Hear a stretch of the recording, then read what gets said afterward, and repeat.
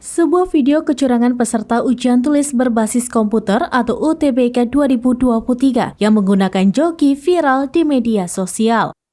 Dalam jadwal seleksi nasional penerimaan mahasiswa baru atau SMPB saat ini sudah masuk dalam pelaksanaan UTBK.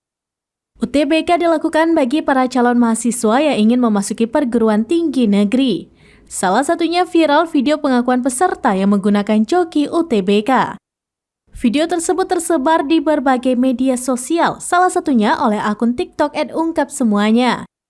Dalam unggahan video tersebut nampak tubuh peserta itu sudah ditempeli oleh ponsel. Bagian layar ponsel menempel ke badan sementara kameranya mengarah keluar. Ponsel itu direkatkan menggunakan lakban putih dan biru. Dalam video tersebut peserta UTBK itu mengaku harus membayar 500 juta rupiah jika berhasil lolos. Belum diketahui pasti di mana peristiwa kecurangan UTBK tersebut terjadi. Namun, kasus dengan modus serupa terbongkar saat pelaksanaan UTBK di Universitas Sumatera Utara atau USU. Sebanyak 7 peserta UTBK 2023 diduga melakukan kecurangan pada pelaksanaan hari ketiga yaitu pada Rabu 10 Mei 2023 di Universitas Sumatera Utara atau USU.